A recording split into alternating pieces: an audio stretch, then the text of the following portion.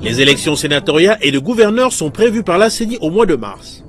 Au cœur de ce scrutin au second degré, les députés provinciaux, grands électeurs, qui sont sous pression et dans la tourmente, tant les sollicitations de certains candidats font monter les enchères. Les montants pour l'achat des voix vont de 20 000 à 100 000 $ américains. La société civile crie à la corruption. Les opérateurs miniers du secteur paieront la taxe de promotion de l'industrie TPI due au FPI. Décision du gouvernement qui, à cet effet, a organisé une commission interministérielle sur la question. Fort de ces recommandations, le Premier ministre Bruno Tshibala a tranché en faveur du fonds de promotion de l'industrie. Vous suivrez les détails de ces sujets et bien d'autres dans cette édition de Fiscalité et Développement, dans une présentation de Priska Sekana Kinzonzi. Agence Galaxy Media, la passion de développer la RDC. Merci de votre fidélité, mesdames et messieurs, accordée à ces magazines Fiscalité et Développement, la grand-messe des finances publiques en République démocratique du Congo. Jamais un scrutin n'a suscité la clameur publique que l'élection des sénateurs et gouverneurs et vice-gouverneurs de province qui sera organisée par la Commission électorale nationale indépendante CENI le 15 et le 31 mars prochain. Motif, la présumée vente aux enchères de suffrage des députés provinciaux pour le montant faramineux allant de 20 000 à 100 000 $ américains. Les organisations de lutte contre la corruption dénoncent ces faits et demandent au nouveau chef de l'État de matérialiser dès à présent sa vision de lutte contre la corruption afin de réussir son programme annoncé le jour de son investiture. Reportage Ruben Mayoni, Tiaki Yunga, Fabien Bakayaka et Étienne Kumba. L'affaire a été portée sur la place publique par certains candidats sénateurs qui se disent déçus du comportement des députés provinciaux approchés qui monnaient au prix fort leur voix. Certaines sources parlent de 20 000, d'autres 50 000, voire 100 000 $ américains par suffrage à accorder.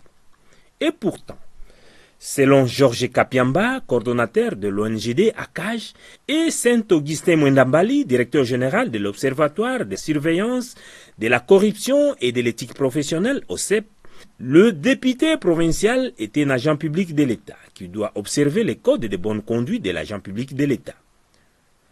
Réagissant sur cette actualité qui défraie la chronique, ces messieurs anti-corruption en République démocratique du Congo ont proposé des sanctions à l'encontre des coupables.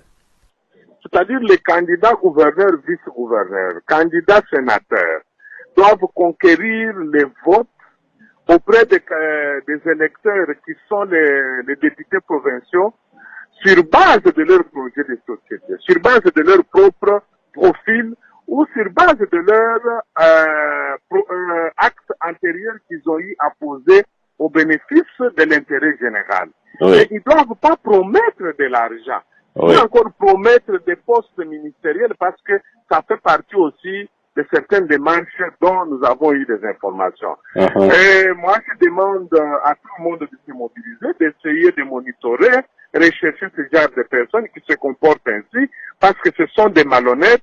Oui. Ce sont des indignes de la République et les dénoncer parce que d'autant plus qu'aujourd'hui, la justice a totalement démissionné.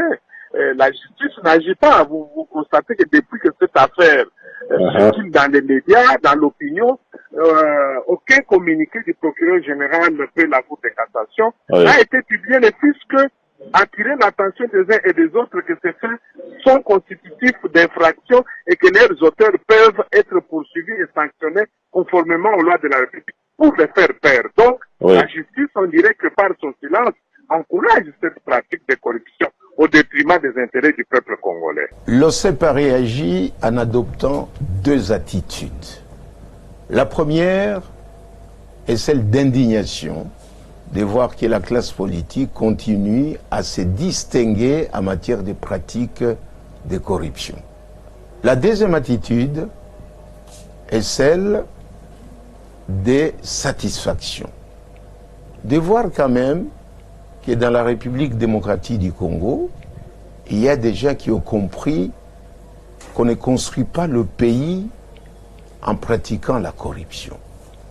La corruption ruine le développement d'un pays, sape la démocratie, accentue les inégalités sociales et accroît la criminalité.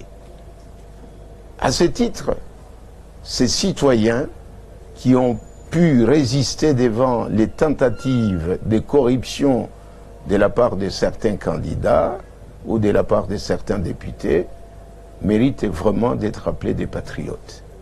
Au plan administratif, ils sont déjà des députés. Il peut y avoir ouverture d'actions disciplinaires à leur charge pour tentative de corruption. Et en pénal maintenant, devant les cours et tribunaux, il y a notre code pénal qui sanctionne les pratiques de corruption.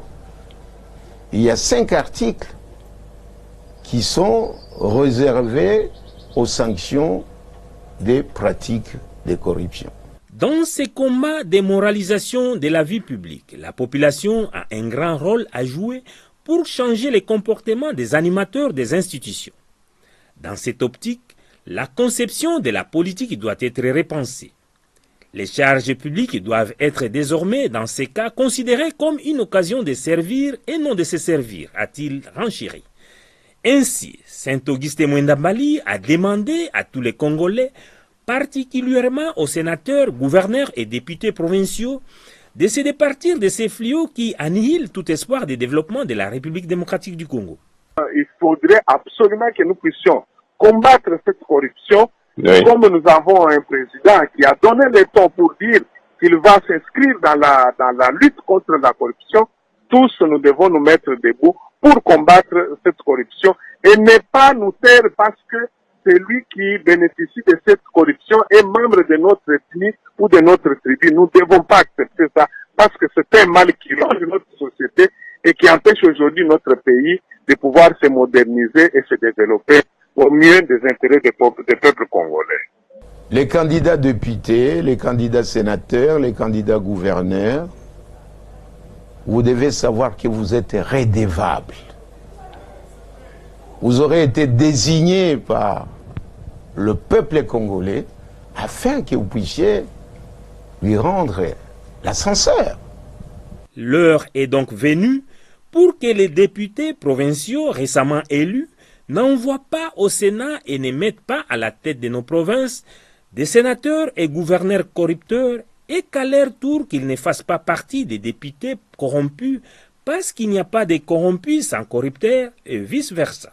Dans le même ordre d'idées, la lutte anticorruption est l'une des priorités du nouveau président de la République démocratique du Congo, Félix-Antoine Tshisekedi. Il vient de prêcher par l'exemple en reversant au trésor public le frais d'émission restant et des représentations d'une valeur de 163 300 $ américains après sa première tournée régionale qu'il a conduit en Angola, au Kenya et au Congo-Brazzaville, puis son déplacement au sommet de l'Union africaine à Addis Abeba. Une information publiée par l'agence France Presse qui a pris connaissance d'un bordereau de la Banque centrale du Congo daté du 19 février 2019.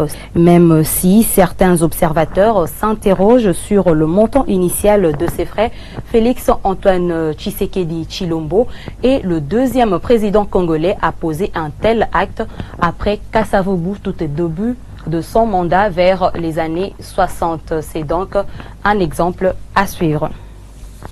Entre le minier et le Fonds de promotion de l'industrie FPI, c'est la guerre froide. Si les uns s'opposent au paiement de la taxe de promotion de l'industrie TPI, c'est disant couvert par le Code minier révisé en 2018, l'autre, en l'occurrence le Fonds de promotion de l'industrie, assuré de tout le soutien du gouvernement, persiste dans sa voie d'en réclamer la perception.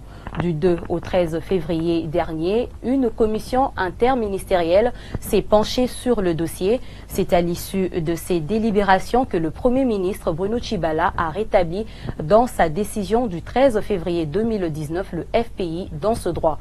Pour en savoir un peu plus sur ces dossiers qui a fait couler beaucoup d'encre et de salive, Jérôme Sekana Penepapa nous explique la quintessence de cette affaire au micro de Ruben Mayoni Ntiaki-Yunga. La taxe de promotion de l'industrie est une parafiscalité qui est perçue au niveau du cordon douanier par la DGDA pour les comptes du Fonds de promotion de l'industrie. C'était 2% de la valeur CIF majorée de droits de douane sur toutes les marchandises à caractère industriel qui rentrent en République démocratique du Congo. Elle est intimement liée aux droits des douanes et ne peut être dissociée de ceux-ci. Elle est perçue non seulement au cordon douanier, mais également à l'intérieur du territoire national.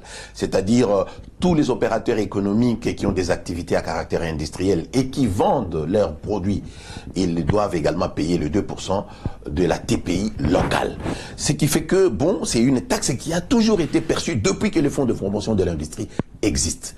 Jusque-là, il n'y a pas de problème. La goutte d'eau qui a fait déborder les vases, c'est lorsque les opérateurs miniers et les opérateurs économiques de la FEC ont constaté que la TPI a été configurée dans les logiciels Sidonia World. Le logiciel Sidonia World est un logiciel qui gère l'ensemble des opérations de dédouanement au niveau du cordon douanier. Et ce logiciel est piloté par la DGDA. C'est un logiciel qui permet à la douane d'incorporer toutes les taxes, les impôts qui doivent être perçus au cordon douanier et qui dispatche les montants à verser au niveau de chaque service. Et quand ils ont constaté ça, les opérateurs économiques ont adressé un mémo au Premier ministre Bruno Tshibala, dans lequel ils lui ont demandé un moratoire sur la perception de la TPI. Le Premier ministre va réagir favorablement à leur requête et c'est ainsi que le 7 novembre 2018, il va écrire une lettre dans laquelle il va suspendre la perception de la TPI. Et en suspendant la perception de la TPI, il a donné un coup de frein au cycle de financement des projets à caractère industriel au niveau du Fonds de promotion de l'industrie, d'autant plus que le gros des recettes du Fonds de promotion de l'industrie proviennent de la TPI à l'importation. Et lorsqu'il a fait ça, la réaction de du FPI ne s'était pas fait attendre, tout comme du ministre de l'Industrie.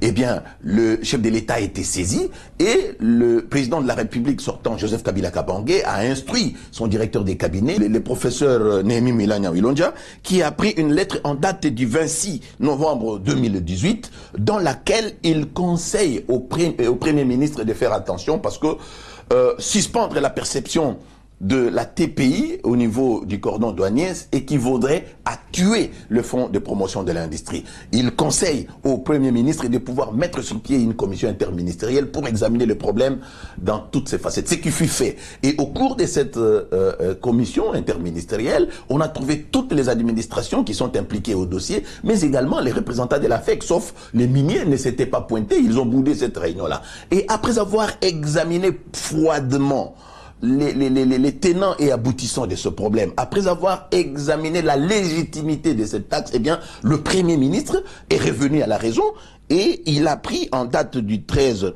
février 2019 une lettre instruction qui tranche une fois pour toutes cette affaire pour dire que, écoutez, la TPI, elle est légale, elle doit être perçue parce qu'elle contribue au financement de projets à caractère industriel qui sont opérés par le Fonds de promotion de l'industrie sur l'ensemble du territoire national.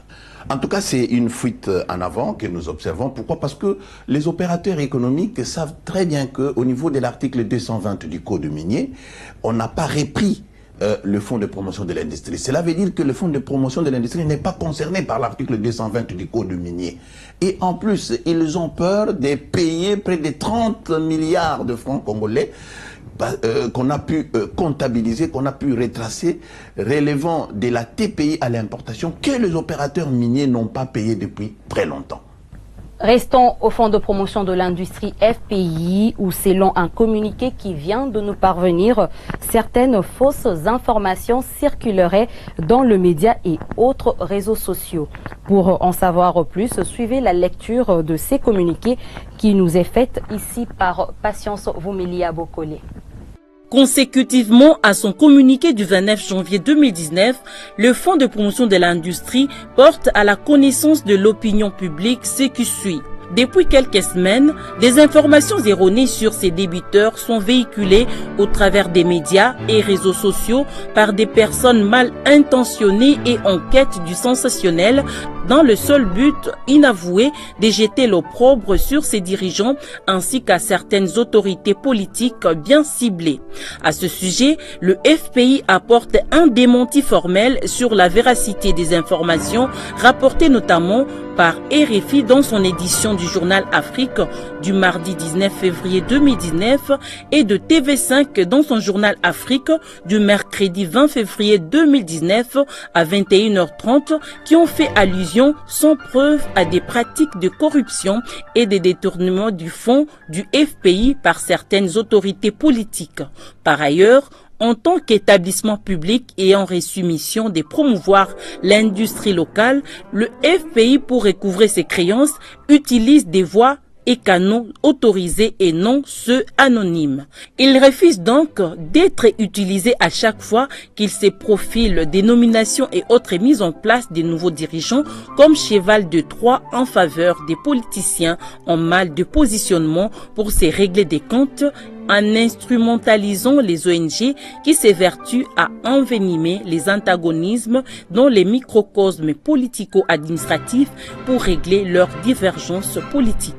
En ce qui concerne l'instruction du gouvernement en rapport avec la continuité de la perception de la taxe de promotion de l'industrie, le Fonds de promotion de l'industrie reste ouvert dans une dynamique de dialogue avec la Fédération des entreprises du Congo pour poursuivre la mission de financer ses affiliés. Fait à Kinshasa le 22 février 2019, cellule de communication. L'intersyndicale de la Générale de carrière des mines Gécamines rejette en bloc les allégations de mauvaise gestion et d'arriérés des salaires des travailleurs de leur entreprise. Ces attaques dirigées contre le président du conseil d'administration de cette société minière, Albert Yuma, ont été diffusées dans les réseaux sociaux par certains de leurs employés qui ont requis l'anonymat car ils n'ont pas signé leur tract. Le syndicaliste de la Gécamine en ce jour à Kinshasa ont réagi le mardi 19 février dernier au cours d'une conférence de presse à l'hôtel Rotana Kin Plaza à Gombe. Reportage Jean-Lumière Suekama, Fanfan Makitou et Céline Bumba Angelani. Face à cette lettre anonyme d'employés de la Gécamine qui s'en prennent à leur président du conseil d'administration, c'est la surprise, voire l'étonnement pour la délégation de l'intersyndicale de cette entreprise. Nous, salariés Gécamine, sommes étonnés de constater cet acharnement intentionnel sur la Gécamine où règne la paix sociale. Je souligne bien où règne la paix sociale depuis bientôt 3 ans autour d'un tract malhonnêtement et prétendument imputé aux agents Gécamine, le tract qui circule. Pour Meshak Kasongo Mabwisha et ses camarades syndicalistes, en 2010, l'arrivée de l'équipe d'Albert Yuma a donné une nouvelle impulsion à la Gécamine. La nouvelle équipe a hérité une situation catastrophique. Des usines d'un autre âge, un personnel trop nombreux pour les capacités productives, des ressources propres insuffisantes, faute de financement extérieur pour engager une réforme d'ampleur. La Gécamine est à l'heure de sa modernisation.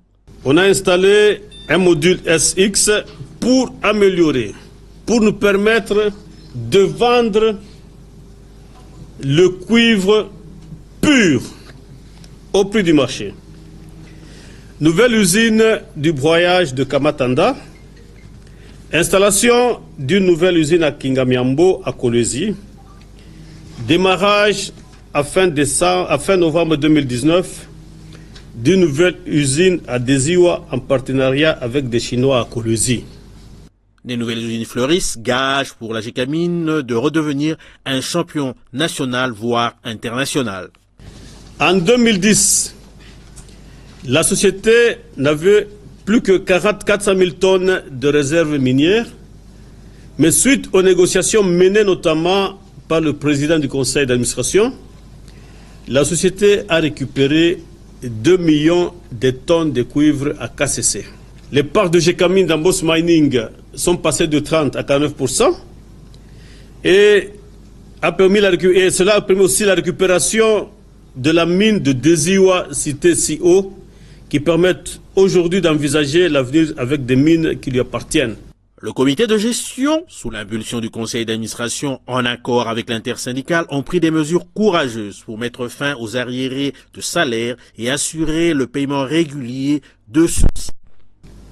En 2010, lorsque le comité est arrivé, il a trouvé sur place, les agents avaient 45 mois d'arriérés de salaire en 2010. Et à date, retenez à date, nous n'avons pas d'arriérés de salaire. La GECAMIN n'a pas, les agents GECAMIN n'ont pas, en dehors de quelques mois qui ont été consolidés en compensation avec la vente des terrains. Des plans de retraite ont été mis sur pied et exécutés. Le paiement progressif des décomptes final aux veuves et orphelins. Nous sommes la seule entreprise du portefeuille de l'État dont les salariés ont bénéficié depuis 2015 de 42 millions de dollars pour payer les décomptes finaux de ceux qui devaient partir en retraite. La GECAMIN a mis sur pied des plans sociaux. La GECAMIN, de commun accord avec la partie syndicale, elle avait élaboré un plan social pour adapter la production à l'effectif du personnel. Ce qui étonne l'intersyndicale, c'est le fait que la presse internationale se soit emparée de ces attaques anonymes pendant qu'elles n'ont pas fait de vagues au pays. Il y a des entreprises qui ne payent même pas. Mais vous n'entendrez aucun jour la presse internationale en parler. La GECAMIN n'a qu'un seul actionnaire, l'État. Il ne revient ni à l'intersyndicale ni à ses employés de démettre ses dirigeants, mais bien aux autorités après des preuves irréfutables de gestion.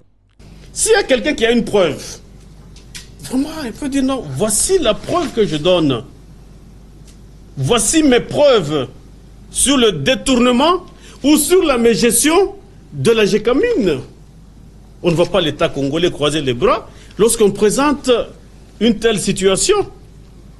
La grande inquiétude de l'intersyndicale de la GECAMIN, ce qui justifie d'ailleurs son séjour à Kinshasa, est la décision du gel des dépenses qui pénalise la production et menace justement les salaires à venir. La mesure conservatoire suspendant toutes les sorties de fonds dans les entreprises. Vous savez qu'il y a beaucoup d'entreprises, lorsqu'il n'y a pas d'argent versé ou donné pour l'achat des intrants, pour le fonctionnement, vous n'aurez pas à produire. Et lorsqu'ils ne produisent pas, ces entreprises sont totalement bloquées et les mois qui suivent, ce sont des grèves qui vont suivre.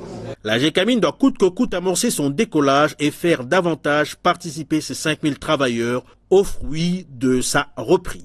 Ce sera ainsi un démenti cinglant pour ses détracteurs. Le dernier rapport Doing Business 2019 de la Banque mondiale classe la République démocratique du Congo à la 184e place sur la liste de 190 économies du monde alors qu'elle occupait la 182e place en 2018.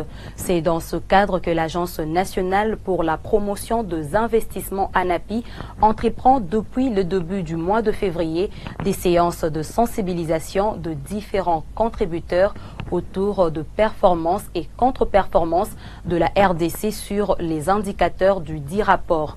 Ces séances de sensibilisation sont organisées grâce à l'appui du projet de développement de pôle de croissance ouest PDPC financé par la Banque mondiale. Après les architectes, ingénieurs civils et urbanistes sur l'indicateur création d'entreprises auquel la RDC est mieux positionnée dans ce rapport, ainsi que d'autres contributeurs, l'ANAPI a sensibilisé le vendredi 22 février 2019 le cabinet d'audit fiduciaire et autres contributeurs de la RDC sur l'indicateur paiement de taxes et impôts, sans oublier les régies financières DGI, DGDA et DGRAD.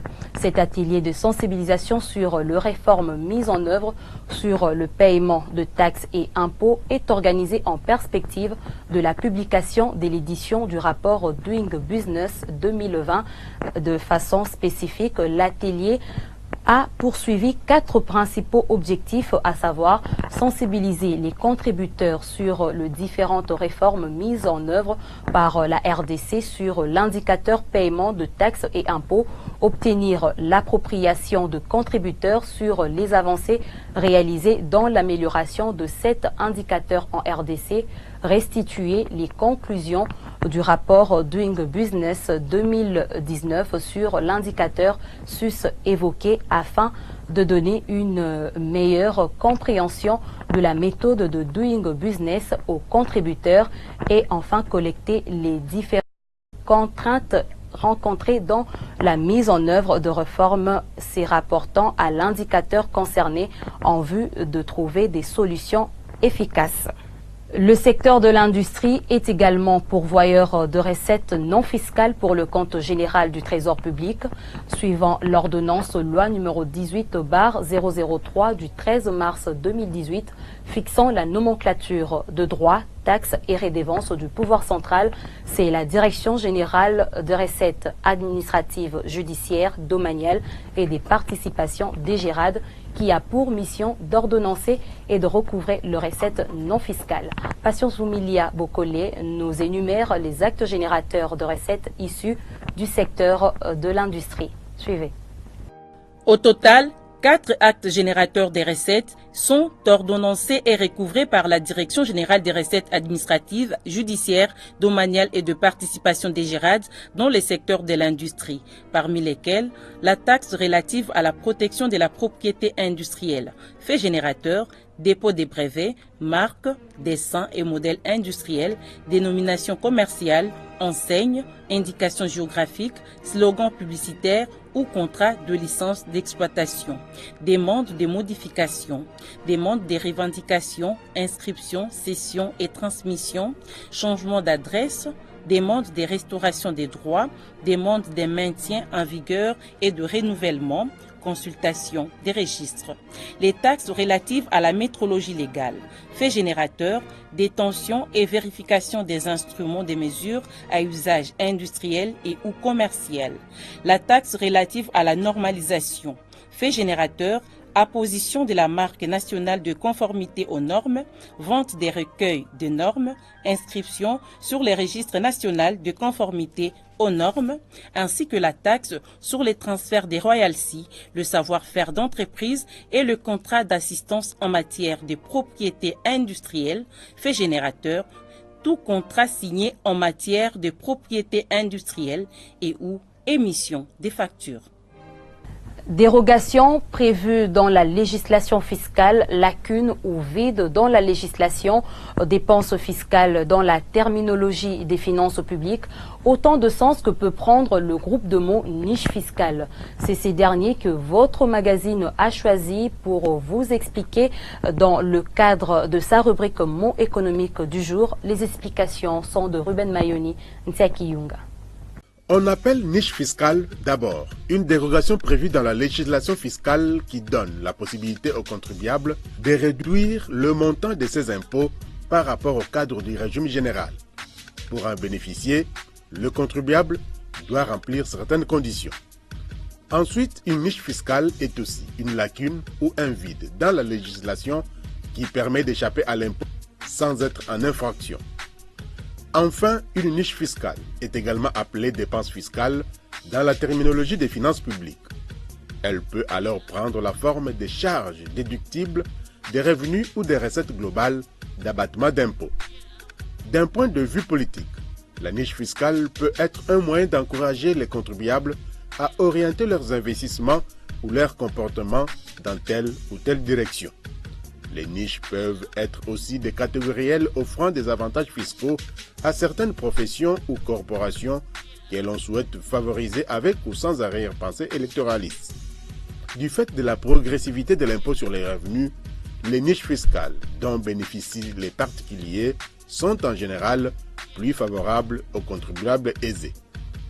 On distingue les niches fiscales verticales ou actives dans lesquelles le contribuable doit adopter une démarche d'investisseur pour pouvoir en bénéficier. La réduction fiscale consentie par l'État est alors la contrepartie du risque pris par le contribuable dans son investissement.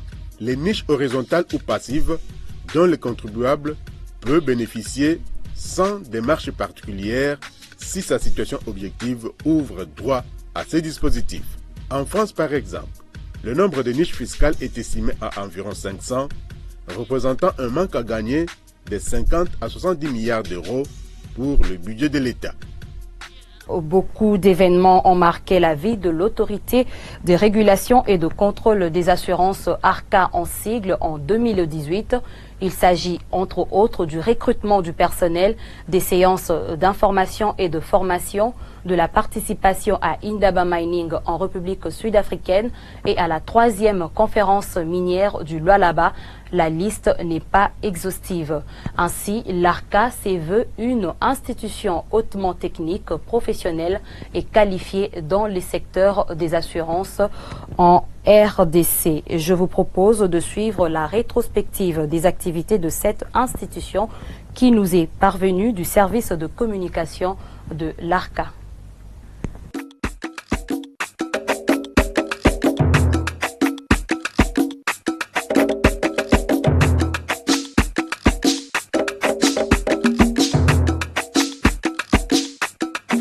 C'est une stratégie qui se décline sur 3 axes.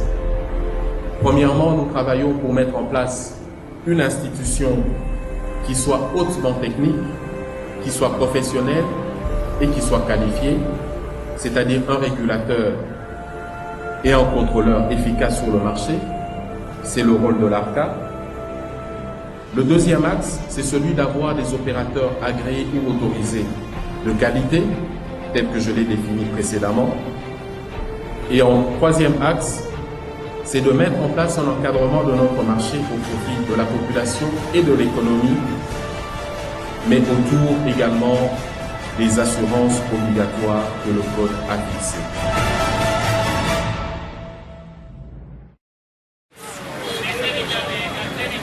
« 2018 a été une année riche en événements et porteuse d'espoir au sein de l'ARCA. Après avoir posé les jalons d'une libéralisation effective d'un secteur hautement stratégique et générateur d'importantes recettes que le secteur des assurances, par l'ouverture des guichets de réception des demandes d'agrément le 12 décembre 2017, l'ARCA a entrepris la mise en œuvre de son plan stratégique. Le mois de janvier 2018 a été consacré au recrutement du personnel de l'ARCA, soumis à un test rigoureux organisé dans les locaux de l'Université protestante au Congo, ainsi qu'à l'appel à la manifestation d'intérêt des potentiels opérateurs et intermédiaires du secteur. Le mois de février a été marqué essentiellement par la participation du DG ad interim de l'ARCA à Indaba Mining à Cape Town afin de sensibiliser les opérateurs miniers, pourvoyeurs majeurs de l'économie nationale, sur l'existence de la loi portant code des assurances, mais également à adopter de nouvelles habitudes visant à rapatrier les primes payées à l'étranger. Au cours du mois de mars, l'ARCA a organisé des séances de formation et d'information à l'endroit des opérateurs et intermédiaires des assurances pour leur permettre de mieux comprendre non seulement les exigences de l'ARCA quant aux éléments constitutifs des dossiers de demande d'agrément, mais également la vision de l'ARCA pour les 3 prochaines années. Plusieurs entretiens également ont été accordés par le DG de l'ARCA, Alain Kaninda, aux opérateurs internationaux d'assurance intéressés par le potentiel du marché congolais. Au cours du mois de juillet également, des formations avec l'autorité de contrôle et de la prévoyance sociale du Maroc. La SONAS, quant à elle, s'est aussi conformée au Code des assurances en venant vers l'ARCA pour sa régularisation, comme tous les autres opérateurs, un geste symbolique mais porté de sens, attestant bien que désormais avec la venue de l'ARCA, c'est une autre page d'histoire qui s'inscrit dans le secteur des assurances en RDC. L'ARCA a également marqué de sa présence à la conférence minière organisée en septembre dans le Lualaba à Kolwezi, où les régulateurs du secteur des assurances en RDC a rappelé lors des panels y consacrés ainsi qu'à la lecture finale du rapport lors de la cérémonie des clôtures l'obligation qu'ont les opérateurs miniers de se conformer à l'article 286 en payant leurs primes auprès des opérateurs d'assurance dûment agréés par l'ARCA.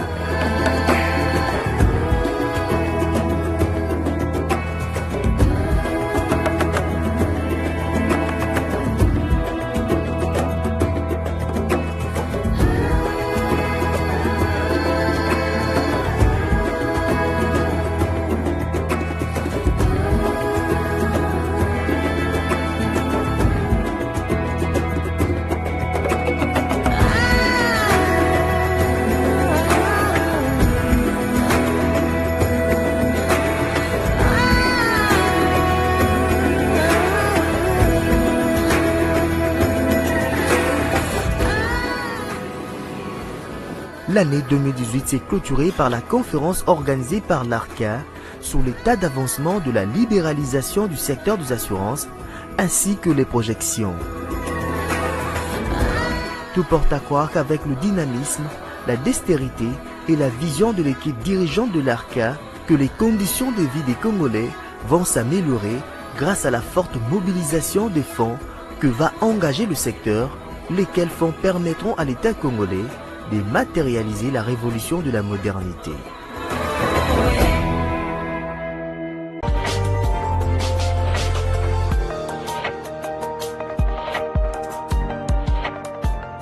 Les produits intérieurs bruts PIB de la Tanzanie vient d'augmenter de 3,8% à la faveur d'une mise à jour statistique, a rapporté l'agence Ecofin.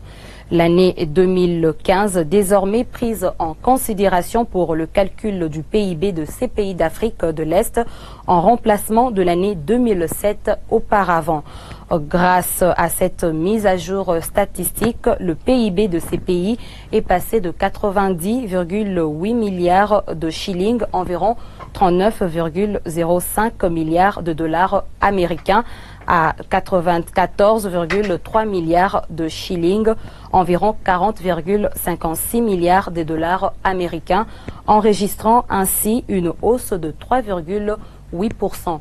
L'agriculture demeure l'épine dorsale de l'économie tanzanienne, malgré le poids grandissant à l'industrie du bâtiment, travaux publics et de services. Selon les normes définies par la Banque mondiale, l'année de référence prise en considération pour le calcul du PIB correspond à un exercice sous choc ni distorsion majeure. Le lundi 10 février dernier, la RDC a lancé, grâce au financement de la Banque mondiale, le RGE, entendait le recensement général des entreprises à travers l'INES, avec comme objectif de mettre sur pied un répertoire dynamique et exhaustif des entreprises dans le but d'accroître les recettes publiques. Espérons qu'à l'issue de cet exercice, le PIB de notre pays va bondir de quelques milliards de dollars américains.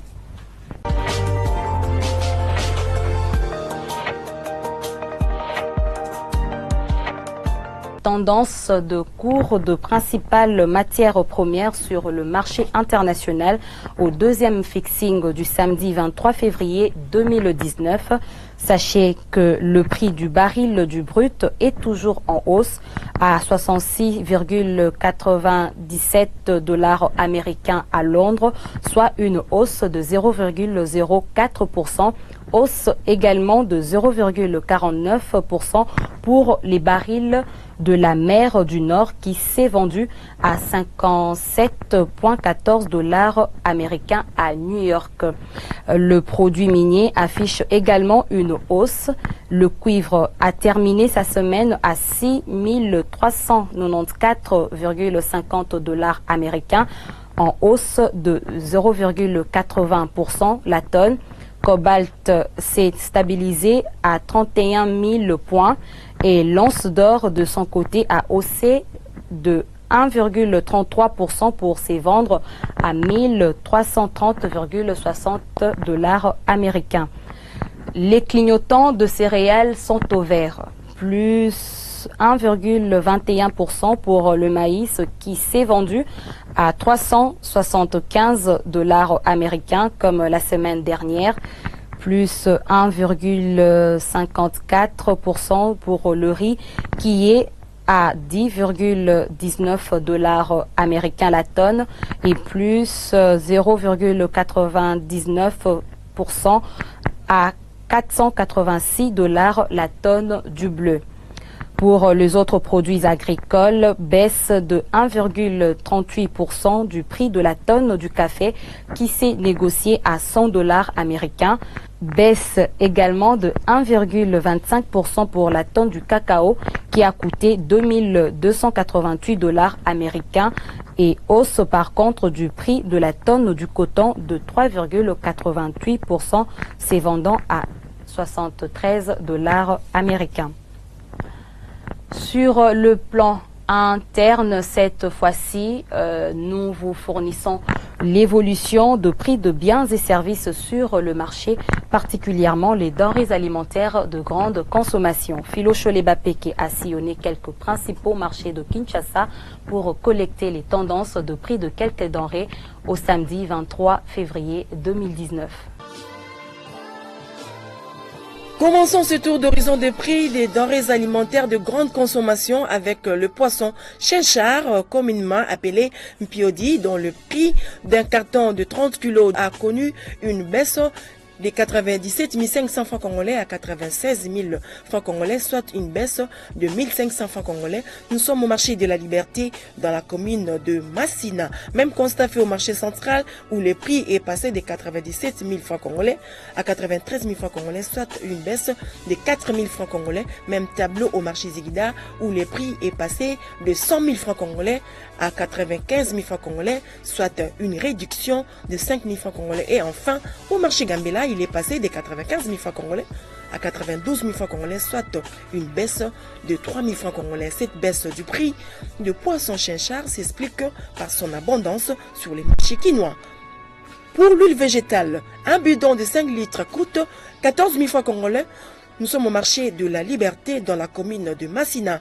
Ce même produit se vend à 14 200 francs congolais au marché central, alors qu'il s'est vendu à 14 000 francs congolais il y a de cela une semaine. Au marché Ziguida, le produit a maintenu son prix de la semaine dernière à 13 500 francs congolais. Au marché Gambela, par contre, il s'est négocié à 13 600 francs congolais. Concernant la viande, le prix d'un carton TS 10 kg a connu une hausse.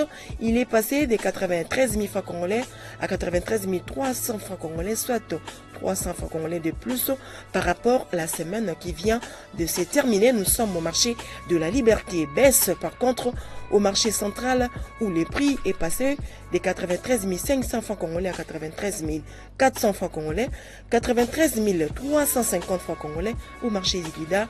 Hausse par contre au marché Gambela où le prix est passé de 93 000 francs congolais à 93 200 francs congolais, soit 200 francs congolais de plus. Cette hausse du prix de la viande s'explique par sa rareté sur les marchés quinois. À propos des produits secs, sachez que le prix d'un gros écolo de maïs en provenance de la province du Kwilu et du Congo central est passé de 1200 francs congolais à 1500 francs congolais, soit une augmentation de 300 francs congolais au marché de la Liberté. Même constat fait au marché central où le prix est passé de 1000 francs congolais à 1300 francs congolais, soit 300 francs congolais de plus. Même tableau au marché Ziguida où le prix est passé de 1300 francs congolais à 1500 francs congolais, soit 200 francs congolais de plus. Hausse également au marché Gambela où le prix est passé de 1200 francs congolais à 1400 francs congolais, soit 200 francs congolais de plus. Cette hausse du prix de maïs est due par sa rareté sur les marchés, une rareté due au mauvais état de routes de dessert agricole dans la province du Congo central et de l'ex-Bandundu.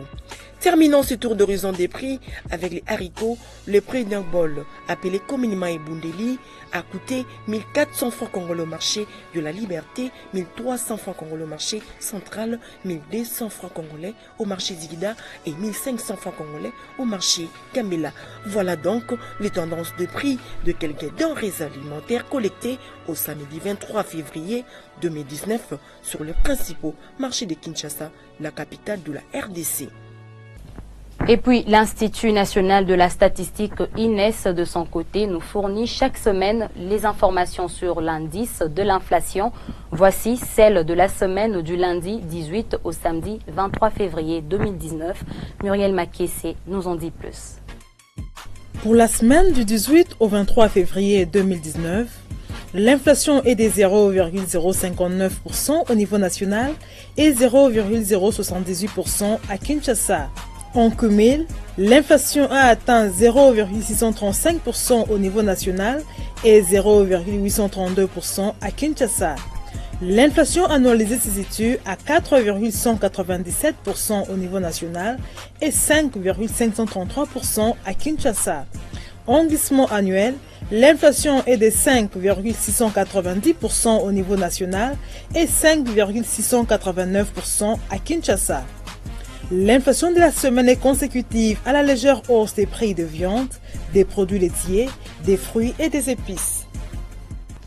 Sur le marché d'échange, le taux officiel de la Banque centrale du Congo a indiqué au vendredi 22 février 2019 un dollar américain à 1637,72 francs congolais, un euro à 1858,40 francs congolais et un franc CFA à 2,83 francs congolais. Au samedi 23 février 2019, au parallèle cette fois-ci, le taux était à 1620 francs congolais le dollar américain dans la majorité de communes de Kinshasa, à 1650 francs congolais le dollar au centre-ville de la capitale congolaise. À l'aéroport international de Njili, le taux est depuis plusieurs semaines à 1600 francs congolais le dollar américain et 1650 francs congolais dans plusieurs supermarchés de la capitale. Dans la province du Kasaï oriental, précisément à Mbujimayi, le dollar américain s'est négocié à 1600 francs congolais, 1610 francs congolais et le taux constaté à Kimpese dans la province du Congo central. Les billets verts s'échangeaient à 1620 francs congolais à Lubumbashi dans la province du Haut-Katanga. À Bunia, dans la province de l'Ituri, la monnaie dollar s'est négociée à 1625 francs congolais. À Kolwezi, capitale minière du Lualaba, le roi dollar s'échangeait à 1630 francs congolais. Enfin, le pic du taux d'échange en province a été constaté à Beni, dans la province du Nord Kivu, où le dollar s'échangeait à 1650 francs congolais suite à la rareté de 7 devises américaines en circulation. Place à présent à la revue de presse économico-financière et de questions de développement dans une sélection et commentaires de Jocelyn Baba. Ouvrons cette revue de presse avec le journal La Bonne Gouvernance qui écrit et titre à sa une « La TPI reste légale et légitime pour la RDC ».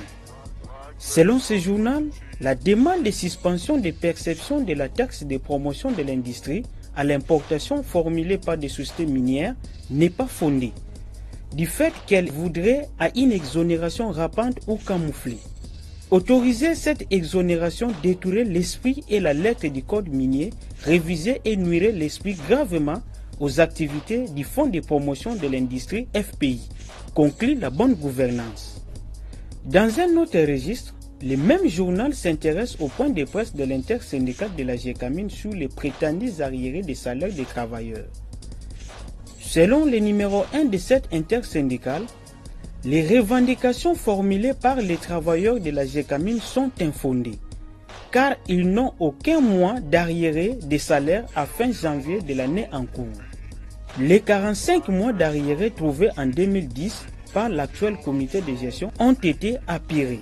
De son côté, le potentiel alerte la viande des porcs de l'Union européenne interdite d'importation en RDC et précise que ces mesures d'interdiction d'importation et de commercialisation de la viande des porcs en provenance de l'Union européenne, notamment des Pays-Bas, émanent du ministère du Commerce extérieur, indiquant que cette viande pourrait causer une intoxication alimentaire.